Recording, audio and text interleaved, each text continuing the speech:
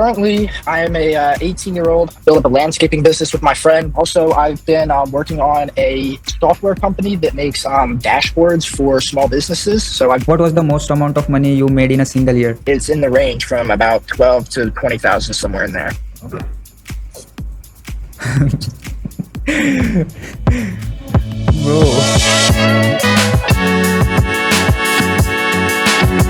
Hello everyone and welcome back to Great Talks with Abhishek. Our today's guest is Victor, an 18 years old guy who runs two businesses in United States. One is landscaping and second is software company. So let's start without wasting time. How are you? Fine, bro. How are you? Good. How's the day? Good. How was yours? Me too, bro. So, let's start. Let's do it. So, Victor, Hello? for those who don't know you yet, tell me about yourself a little bit. Currently, I am a 18-year-old. I go to Millersville University. I'm an entrepreneur on the side. I've started a couple of side hustles. I've built up a landscaping business with my friend. We last year was probably our best year. Like this most recent summer, we did about, I want to say, about $15,000 in total revenue over like 3 or 4 months during the summertime, which would be from like early April to like, I want to say late July, sometimes maybe October, depending on how the weather is. I've had that. Also, I've been working on a software company that makes dashboards for small businesses. So I've been working on that. The same friend that I was working on the landscaping business with, we're also working on the tech company together. So we are both working on that. And he lives right close to me. Whenever I'm not at college, probably like a block away from my house, so I can walk to him. And we have business meetings all the time. So I would say that we are a very connected, pretty good duo. And we look forward to more entrepreneurial ventures. Yeah, bro. You are 18-year-old. That's Yes. nice. I really Yeah, very appreciate you, young. bro. Of course. I saw your location. You live near New York, right? A little bit. It's I live in PA, so it's probably about, I want to say, 2-3 hour drive to New York. Okay. So many people stuck in one industry. Yes. You are bridging two, a manual work and a digital work. How you balance it? So how I balance it is, I would say, a lot of like outsourcing, or kind of like giving larger tasks and like breaking them up and like giving them to other people. So mainly like for the landscaping company, we have, I want to say, about 4 or 5 people that we pay about $15 an hour each to come and help. So a lot of the time, if it's like a big project, we'll take a bunch of them, we'll outsource it so it doesn't take as long. And then on the digital side with that, a lot of it's digital. So, I mean, we could get like AI agents, which don't cost really a lot of anything. And they're a lot more efficient than humans. They don't need breaks. They don't take time off. They don't get sick. So just really expanding into the digital side of that, it made it everything a lot more efficient. Which platform you use for AI agents? We use the GPT agent a lot, like the web searching agent. We bought ChatGPT Pro for $20 a month. It's probably been one of the better investments that we've made. It helps us a lot. I mean, especially with like the whole software company, when we're making dashboards, we can ask it to create wireframe visuals, which is just like kind of like a small little mock-up of like a dashboard or like a portal that we would want to make for a customer. So it's been very, very helpful. Like you use a make.com or anything like that? I have before. Whenever I tested that, like in my market space, like locally here, not a lot of businesses or like people really needed something like that at this time. So I mean, I know how to do it and I can do it. I'm keeping it in my back pocket until businesses realize, oh, this is something that we need more. Oh, we need to make processes more efficient, or oh, we need to speed this up, or oh, we need to downsize and cut these people out and replace them with agents or more efficient workflows. Sounds good. I think landscaping business is a seasonal business, right? Yes, correct. So what challenges do you face during the off season? And how do you Um, stay productive? so that's a good question. So as I've been saying, most of our work and most of like our big numbers come from the summertime. Currently, we've been trying to fix that by spreading it out so we have a more sustainable business model throughout the whole entire year. We've been trying to think like mainly for like the fall we do like leaf raking, bush trimming. We started to offer gutter cleaning, which I think could be a pretty good revenue source if you market it correctly. And then coming into like the winter seasons where it's snowing more, we recently picked up a snow plow, so like we could snow plow people's sidewalks instead of shoveling them. Makes it more efficient. We could get more jobs done in a day, so we can make more money. We figured we would probably package that with salting, so like we could shovel them and then salt their driveway. We also figured like before Christmas time, we could advertise for hanging up Christmas lights, and then after Christmas, we could advertise for taking them down, and we could like sell it as like a package deal, something like that. Yeah. But other than that, we've really been trying to think of like new and innovative ways to stretch out our manpower, I guess you could call it, to keep them busy and keep revenue coming in. Sounds good, bro. So my next question is to you is what is the most common mistake small landscaping business make when they are starting out? Um, the biggest mistake I would say people make, and that I've personally made myself, would be estimating. Definitely estimating. So let's say you got let's say some guy wants you to mulch his bed, and you think it's gonna take like $1,000, say like $500 worth of material and like 500 in labor, and you get there and you're doing it. It actually takes $2,000, and it takes like $1,000 in material and $1,000 in labor. That you're out. You just lost $1,000 on that job, and you're in the red $1,000. So that is definitely probably the biggest mistake: is either underestimating and not making any money on the job, or overestimating and the client not accepting the estimate, and you don't even get the job in the first place. Okay. Do you do digital marketing in that? So we've been expanding and wanting to try a lot of digital marketing. We use mainly word of mouth has been a great advertiser for us. So Yeah. like clients that we've done before, we always try to do an 110% job and make sure they're satisfied no matter what, because they end up telling their friends, telling their family, telling their coworkers, and that's how we've got a majority of our jobs. But we've also been trying to break into a lot of Facebook marketing, and I'm not sure if you've heard of this app called Nextdoor. It's kind of like a app, and like you can go on there and like market your. It's like for basically like service businesses like plumbers, electricians. Landscapers, like service-based business, and you can go on there and promote. So we've been trying to get into that as well. Okay, that sounds good, bro. Can you share unique services or ideas that make your landscaping business stand out in your area? Let me think about it for a second. Okay. I would say our unique edge would probably be our pricing. Just because we are, I wouldn't say relatively new, because we've been landscaping for about 3 years now, but we've only started like taking it seriously and like officially like this year. So we bought our LLC and we bought insurance and stuff. But like there's big landscapers in our area that probably charge like $100 a lawn cut. But since we don't have as high of the expenses as they do, we're able to offer lower prices to our clients, which in turn usually allows them to save more money. You start a business at the age of 15, 3 years Yes, with my before. other friend. So me and my one friend originally at about 15 or 16, we started it. It went through various different names. We called it like Rocket Lawn at first, and then we finally settled on LJE, which took off this year.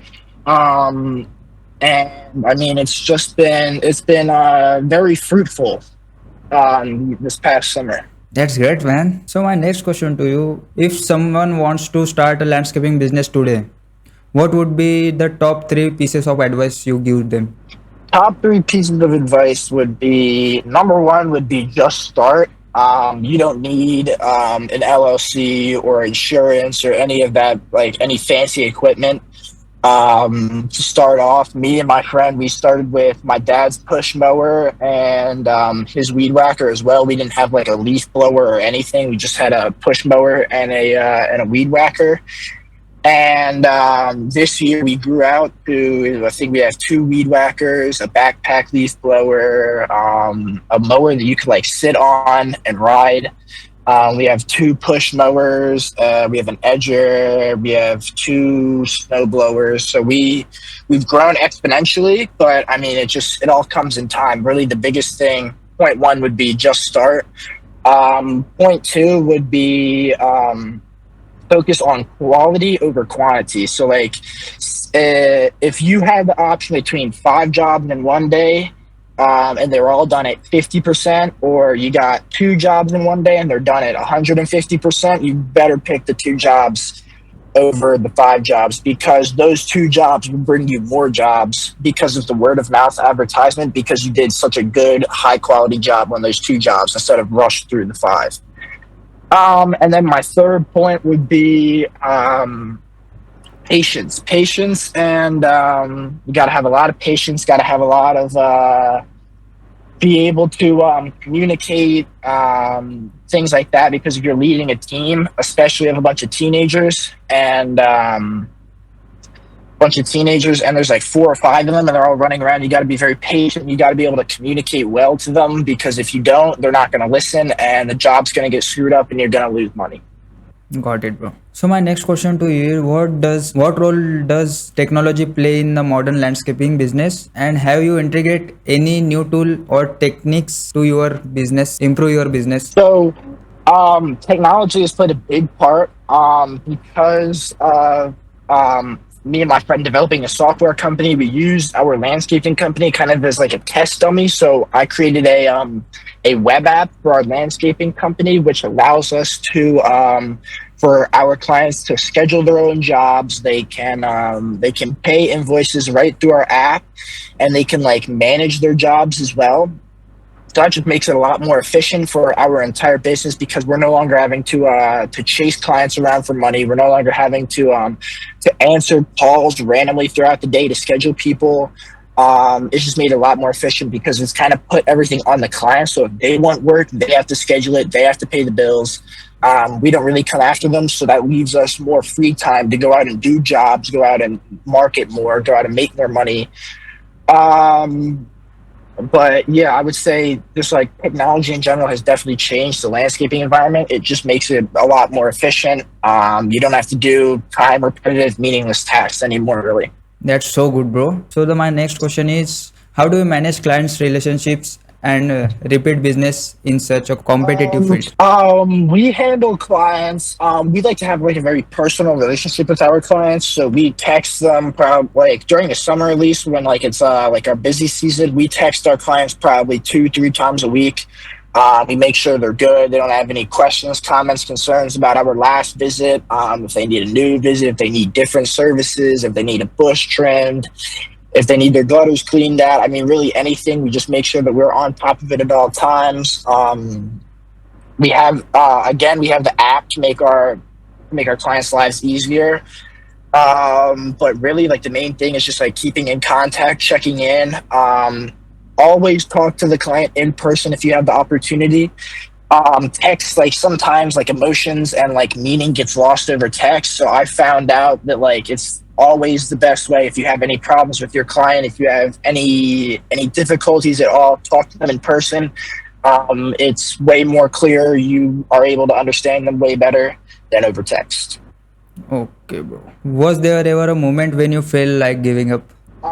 Definitely, yes. So last year, we only made about $2,000 for the entire year. So I figured it was kind of hopeless. I was trying to give up. And then my one friend left, and my other friend came in, and we started to do more marketing. We started just really like hone in on like the problem areas. And I realized that it wasn't that bad. One, Two, I needed to really just like put my nose to the grindstone and lock in, and we could start seeing some success. And once I did that, once I started to really like hone in and fix the problem areas, we started to definitely see a lot of success. Bro, are you single or in a relationship? Currently it's complicated, so kind of, but kind of not. So how you manage the business and the relationships? That's a good question. So I would say that I personally probably do not do the best job of managing both. I get really caught up in one or the other. Like, I could get really caught up in the business and work for like 8 to 12 hours straight. Especially days where we had to go out and like I had to go out and mow the lawns. Like I was working for probably 10, 12 hours. We would get up at like 7 in the morning and we would work till like 5 or 6 in the afternoon. I mean, there's definitely been long days where I haven't given that person enough attention, but it's also been the other way around where I've spent all day with them and I've got nothing done on the business side. So I would definitely say that you could probably find a happy medium, but I've struggled thus far to find one. Okay, bro. Let's talk about your software company. What kind of dashboards and portals are you building in small businesses? Like what it change? So it's white label and customizable for any company. So like we could brand it for them, use their colors, their logo. Really, the it's up to whatever company. I've built a rewards point dashboard for a sports card store, so like you could like log on and see your rewards points and redeem them. I've made an app for a flower caterer, so she caters floral arrangements. So I made it so people could order like homecoming flowers and like prom flowers off her website or her web app, and like manage orders and pay invoices and stuff. And then I made one for our landscaping company where people could schedule appointments, they could pay invoices, all that stuff. So mainly it's been like really just like scheduling stuff and like paying invoices on the app, but I mean it could expand into much more. Yeah, bro. It's good. So how do you approach understanding the needs of small businesses to create custom solutions that truly help them succeed? So my method of how I do that is I really like to just talk to the small business. I like to find out where their problems are at, what where they're going wrong, like if they have leads slipping through the cracks each month, if they have people who are looking to schedule appointments but they've got no employees available. I look for these like cracks in their kind of in their armor, almost, and I don't look to exploit them, but I look to find them, and I look to kind of like a solution. Like I look to not like put a band-aid over it, but I want to solve it permanently. So like I try to put like something in place. So say they're missing leads each month. We would put like something in there to stop this from happening. Say like people just aren't picking up the phone. So we could get like an AI voice agent to pick up the phone and make sure everyone is being contacted and no leads are slipping through the cracks. Not only would this help me because I would be giving them a beneficial solution, but it would be helping that company as well because they're getting more leads, more revenue, more money. Yeah. How do you see AI changing the way small business operate in the next 3 to 5 years? That's a good question. So I personally see, I think AI is going to take over a lot of stuff. As you've already seen, like big companies like Microsoft, Amazon are laying off thousands of people already. So what this could mean for small businesses, I think it could either be very beneficial or it could be very bad. Like the AI could either completely wipe out their business or say the small business, they got to hop on and they got to start utilizing the AI and building with it so then they don't get left behind essentially. Because I think it's definitely a very fast and ever evolving landscape. So you definitely have to stay on track. Got to stay going down the right road. Perfect. What was the biggest technical or mindset challenge while switching from physical business to a digital one? I would definitely say learning the coding for the app. I had never coded anything before in my life about up until about 3 or 4 months ago. Pretty much completely self-taught. I watched a lot of YouTube videos. And then really, I mean, I just kind of hit the ground running. I bought Bolt, I think it was, for $25 a month, and Cursor for about $20 a month, and then just started coding. Kind of just learn. I learned while doing it. I'm not the best coder in the world by far. I still don't understand a lot of it, but I mean, I understand enough to where I can make functional apps and stuff. And I'm always just trying to learn more. I think we can use AI to do coding. Yeah. So my next question to you, what's one business system or tool that completely changed how you work? I would say probably ChatGPT, just because it's pretty much all knowing. You can ask it really any question, or be like, give me a business strategy, and it'll spit something out. I've used it many times for marketing. I've used it many times for drafting up emails to other businesses or other clients. It could really give your writing a professional tone. It helps generate the visuals that I use to make apps. ChatGPT has just been very crucial. How do you decide which task to automate, which tasks to keep manual? So we go about doing that by looking at a couple things. How much time are they spending on it daily? Is it a repetitive task? Or are they constantly having to do this day over day? Things like that. Another big one, I'm blanking on it, but there's usually three that we check out, but it's usually how much they're spending on it per day, and like how many times they're coming back to it within a certain week. Because if they're constantly coming back to this like 5 times a day, spending like 6 hours a day on it, then that's definitely something that we would want to look at automating and giving that person back their free time. Good man. What's a simple automation or dashboard setup that almost any small business can benefit from? I would definitely say like a client portal, because no matter really whatever business you're in, you're always needing someone to pay invoices. So at least through like a client portal, you could pay invoices. You could customize it to have other things showing, like total amount spent, or like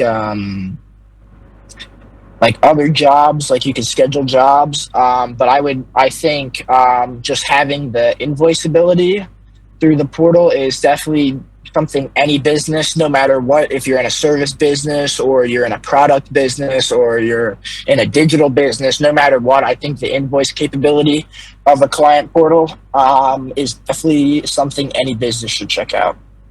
Perfect. What habits or routine help you to stay consistent through both of your business? Something that's helped me stay consistent is definitely my friend Ben. He has been the one that I made that I've been working on the landscaping business with, and the dashboard business, like the that business, like the tech one. He's definitely kept me very accountable. We work together on pretty much everything business related. He's got a lot of good ideas. I've got a lot of good ideas. We just bounce them off each other, which I feel like could make our ideas better, kind of like strengthen them. And then he's just kept me accountable for the most part. I mean, we call pretty much every day to talk about business ideas or the next big thing or what we could be doing in the landscaping company to make it better, how we could be marketing it, just like all sorts of business ideas. Perfect. How do you handle failure or burnout, especially when you juggling two industries? Failure, I would say I handle it in a okay way. I wouldn't say that it's probably the best way, but I wouldn't say that it's terrible either. Failure, I usually end up getting, I would say, upset because something's not working. So say I'm working on the app and I constantly keep hitting errors, something's wrong with the code. It's like the fifth time I'm hitting the same error and I'm just getting frustrated. I'll usually like close my computer or go take a walk around campus or go take a run. I really enjoy running to clear my head, so I run a lot. And then after I come back, after doing some physical activity or eating something, drinking something, I come back with like a fresh pair of eyes, maybe an hour or two later, and I'm usually able to solve it then. If not then I usually readdress it the next day. But I would say I'm always just persistence is key. I'm always trying to improve upon it. Even if I do get upset and leave it for a couple of hours, I'm constantly thinking about it, constantly trying to improve, thinking of solutions, and I'm usually back there probably within 2 to 3 hours from when I left. Perfect, bro. What does success truly mean to you? Success to me is financial freedom. So I want to be free to travel the world, have the best food, be with my family, friends at all times. We travel anywhere. Just having a good time really is like what financial freedom means to me. Like, I don't want to be working for someone else for the next 6 years of my life. I want to be able to enjoy my life with my friends and family. I don't want to have to worry about money. I don't want to have to worry about bills. I just want to be able to live stress free, just enjoying life. Perfect, bro. How do you usually start your day? Do you follow any specific routine?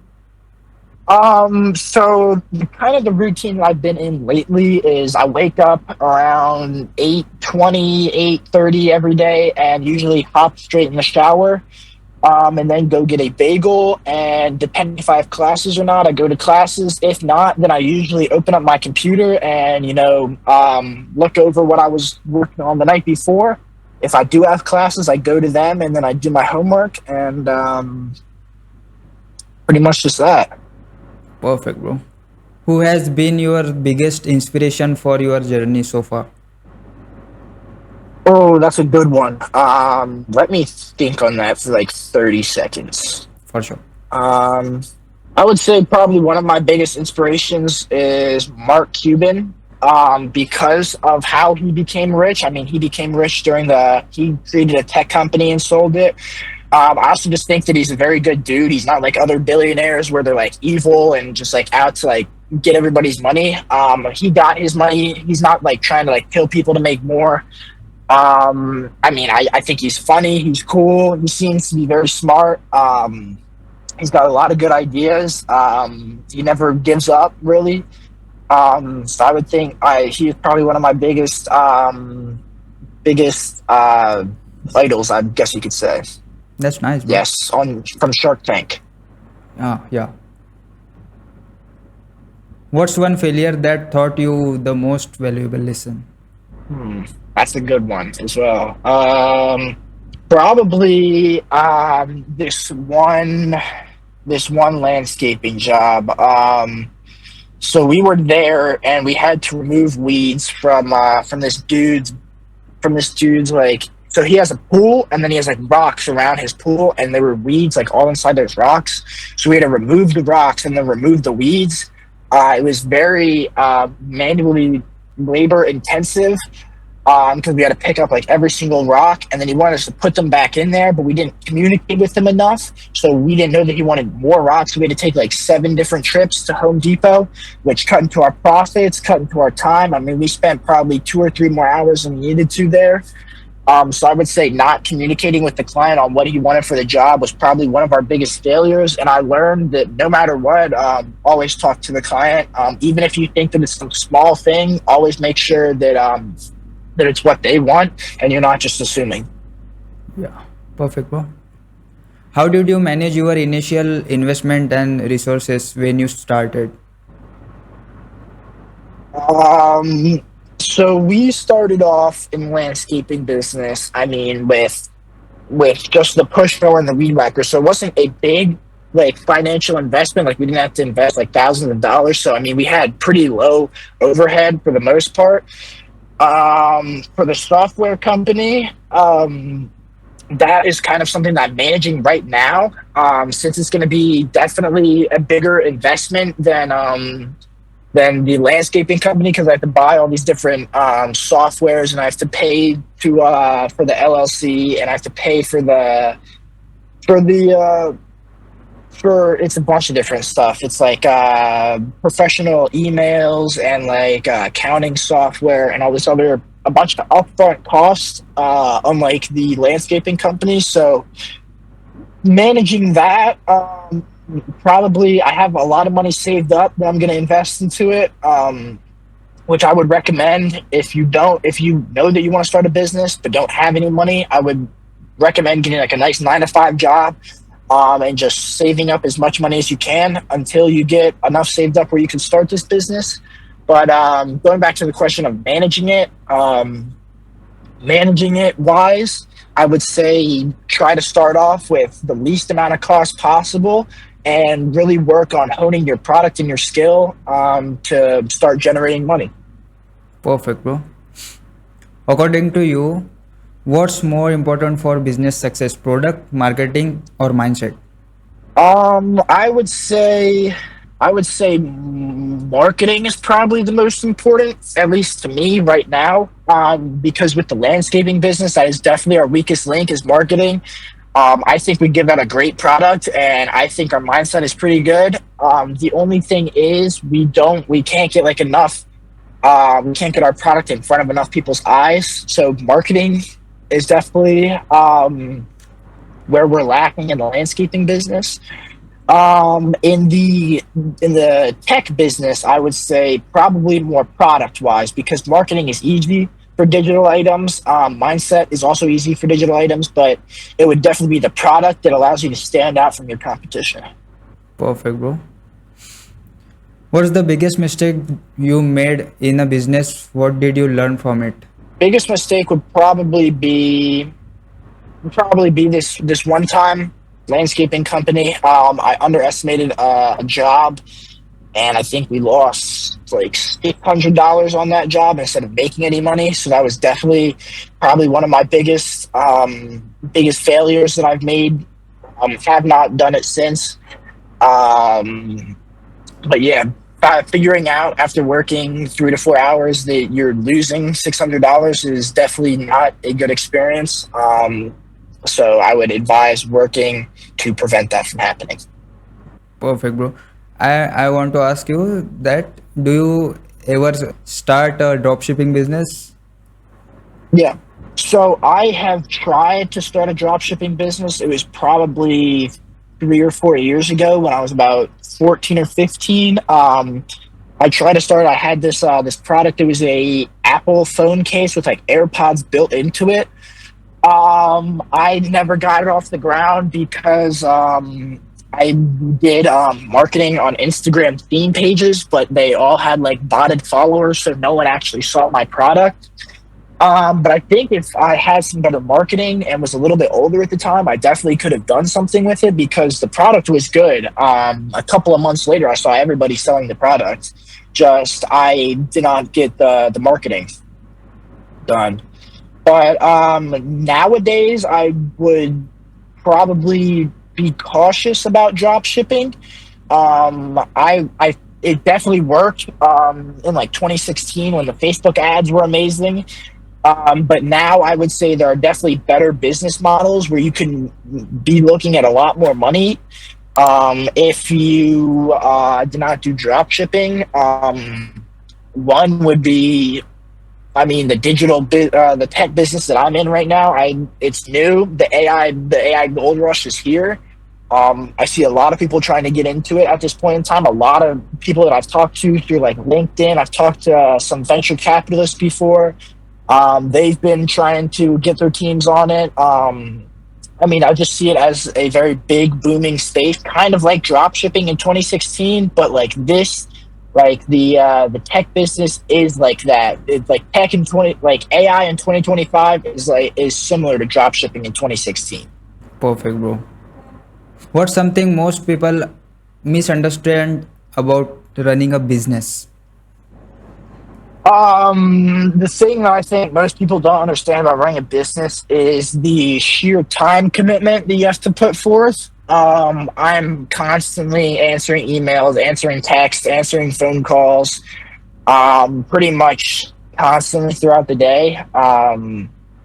It's always something else. Answering LinkedIn DMs, answering emails. Like I said, pretty much it wouldn't. It's not like I'm insanely busy, but I would say that definitely if like I took like a day or two off, it would definitely be like a steep climb to get back up and current.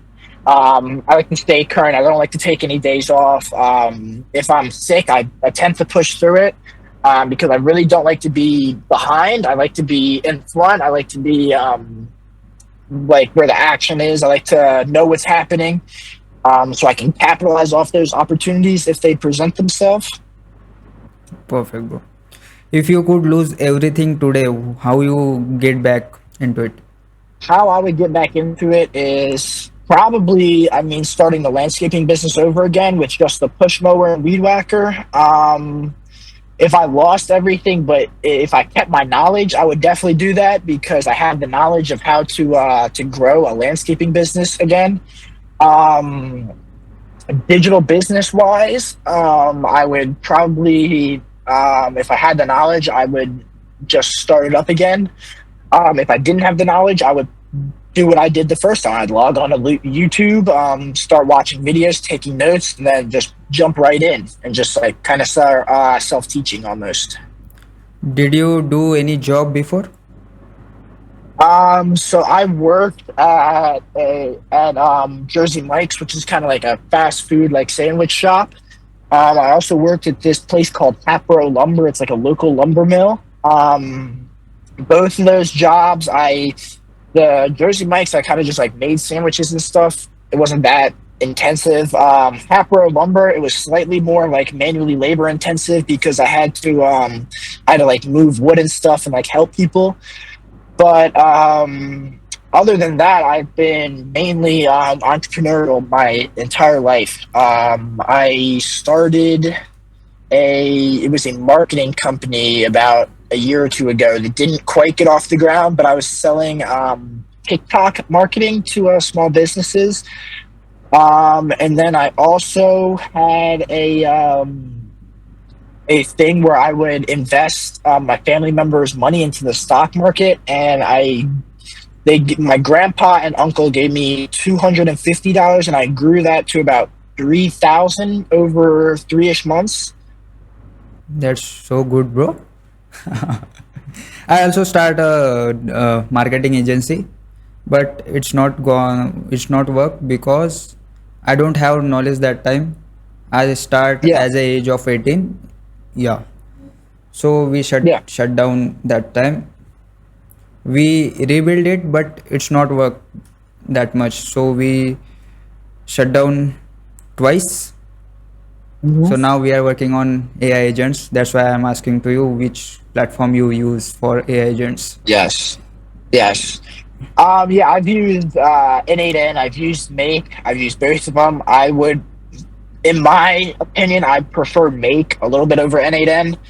Um, but yeah, I would say the AI agents are good. As you said that you shut down twice, I've had to shut down, I would say probably 4 or 5 different businesses. But every failure is a step in the right direction. I mean, you see what you did, and you could take the pieces that worked and apply them onto like the second version of what you're doing. You can see what didn't work and exclude it from the second version. So I mean, you're always just building something better. And as long as you don't quit, I mean, you never really fail. Perfect, bro.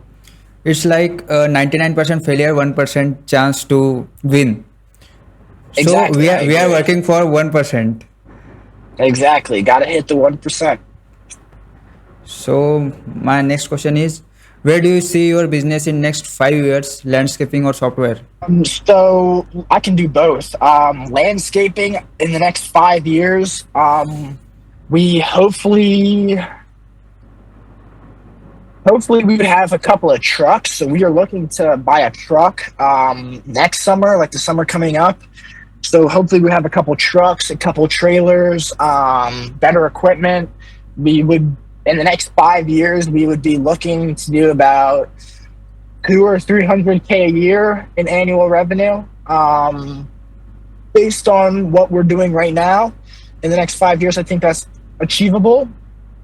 It's definitely a stretch, but I like to set our goals high. So then, even if we don't hit them, we still made leaps and bounds of progress. Um, the digital business, I would say in 5 years, if I can get it to take off, that could be doing easily. I've heard people doing easily 50 to 70K a month through them. So I could be looking at like 800K a year in the next 5 years, depending if it takes off or not. But I definitely think there is a huge market and huge potential for it to take off and just go completely insane and just print lots of money. Perfect, bro. So I want to ask you, you are studying in college, right? So Yes. do you think college is like a time pass or something like that? Just like a time wasting thing to study and just want to start business like that? Um, so I kind of agree, but kind of don't. Like certain classes, I feel like are a waste of time. Other classes, I would say, are definitely beneficial. I'm currently in an economics class, which I've learned at least two or three things that I'm currently implementing on my businesses, which make them more efficient. So I would say that's definitely helpful. But I would say for the most part, at least why I'm at college is a lot of the networking opportunities. There's so many people on this college campus, so many with different backgrounds, so many with different connections to different people. So I'm here to just talk to as many people as possible and make a bunch of connections before graduating. It's not so much about the degree for me because I am a general business. I'm looking to switch over to an entrepreneurship major, but like the major doesn't really mean much to me. It's more about like learning some skills, but it like so I would say it's probably 25% the skills that you can learn and like 75% like the connections that you can make here. Perfect, bro.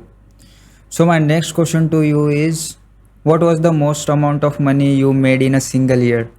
Most amount of money I've made in a single year would probably be about, let's say, anywhere from like 12 to 20,000, which would be last year. I don't know exactly how much.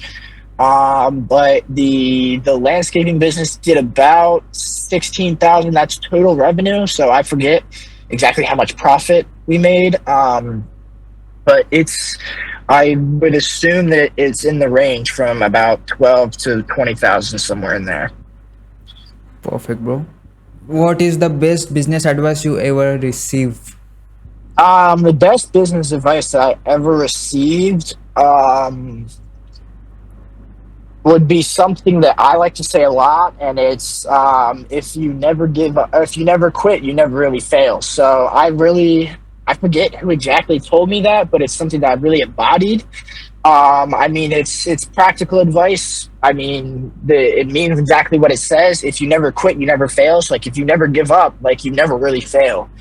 Let me give you an example. Say, I'm trying to lift weights and I'm trying to squat 200 pounds and I can't get it.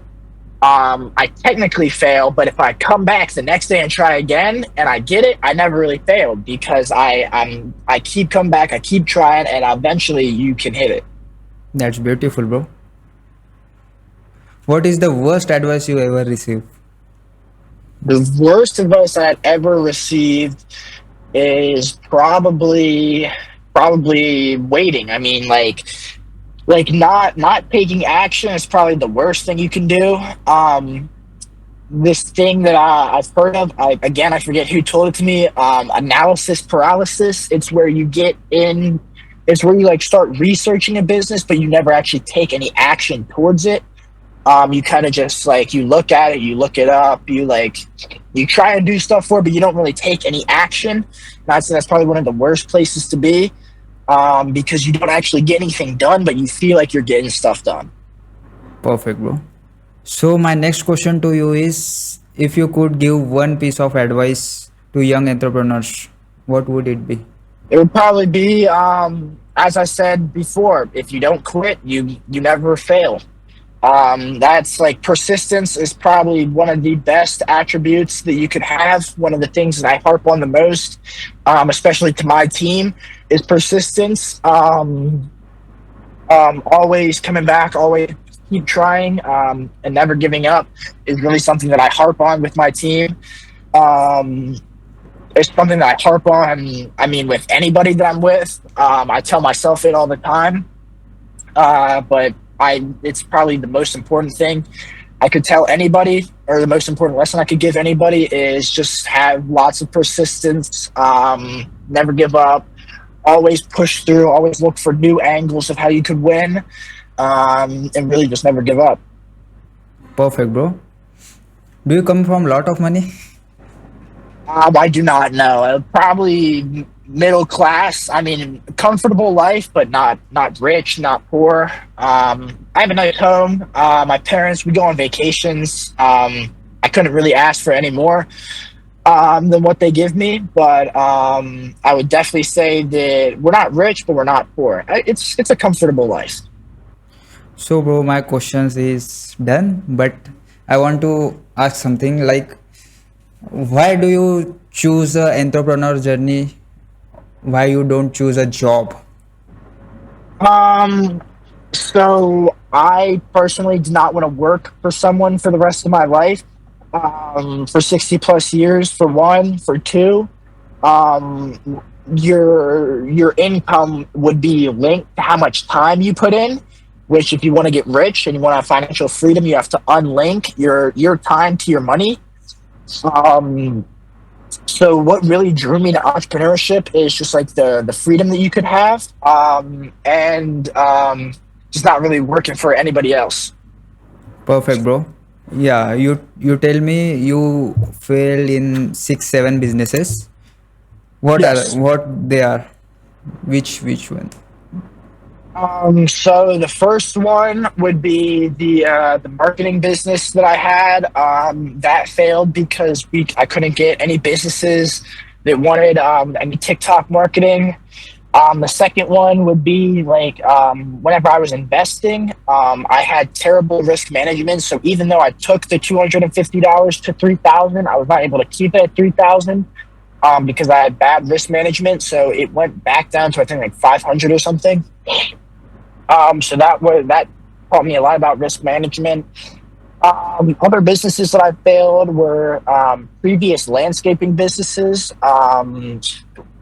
You good, bro? Whether it's like marketing or our quality of our products, it just wasn't up to snuff with the previous landscaping businesses, which were things we worked out for the landscaping business that we have currently.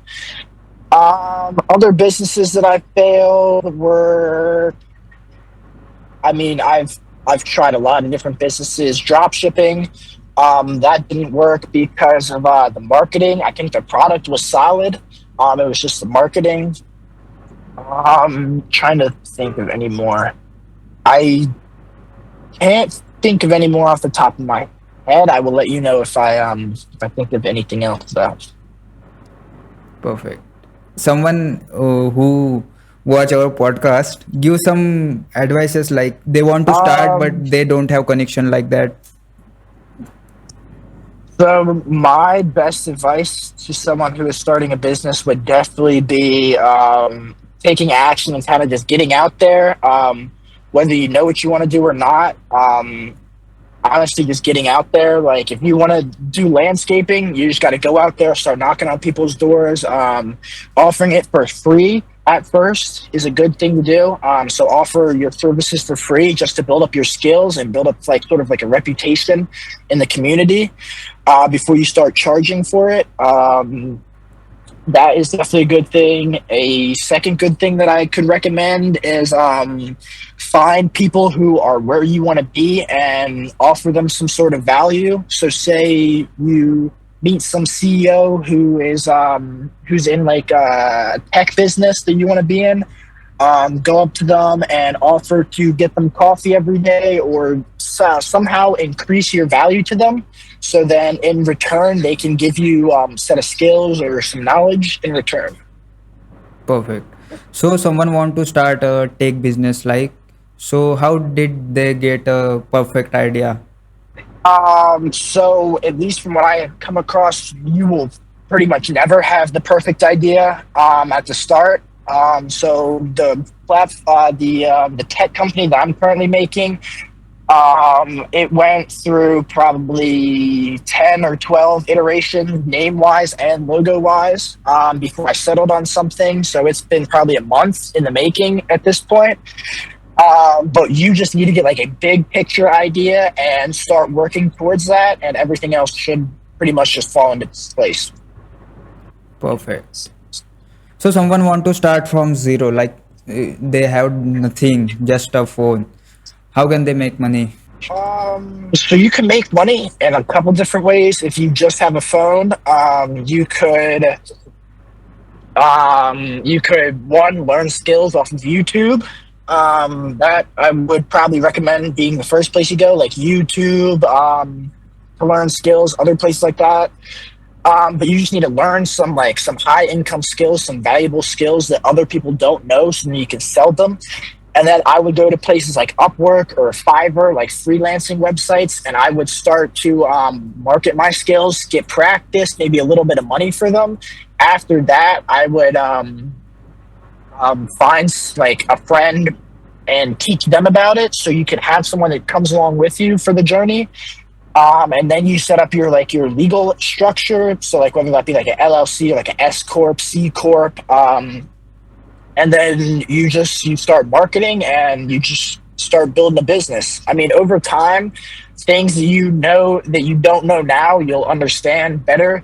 Like probably 2 years ago, I had no clue how to file paperwork with the Department of State. And now I have done it, I think, 3 times. Never knew how to file taxes with the IRS. I've done that a couple of times. So you just learn things as you go. So I would say like you kind of just got to start, really just put yourself out there and you will start learning skills. Perfect, bro. So if someone want to start a tech company or a software, a SaaS company, like, but they could not find the perfect solution or perfect problem. So how can they find the solution or a problem? So how I went about it is before starting the software company, I had the landscaping business. So what I kind of did was I assessed the landscaping business. I was like, where are there challenges here? What annoys me with this business? What can I make more efficient? And I kind of took that problem and then went into the software company. And I was like, I need to make a solution for this problem. And then I took that and I was like, oh, other companies could use this. So I just copy and paste pretty much the solution, and I can make it customizable for other companies, and then I sell that. Perfect, bro. So my questions is done, bro. Perfect. This is the end of the podcast today. Yeah. You are the first guest of our podcast. Thank you. Great. I appreciate it. Thank you so much for being here. Thank you. Maybe one day we will do a podcast in my studio after some years. Of course. Yeah, why not? I will invite you in our India. After Perfect. some years, Sounds like a great time. we do one-on-one podcast in my studio. Hell yeah. Okay, bro. Sounds like a great time. Yeah, yes. we'll definitely have to keep in contact over LinkedIn. Perfect. Thank you so much, bro. It's been great meeting you, bro. See you, bro. Thank you so much for watching. Stay tuned for next episode.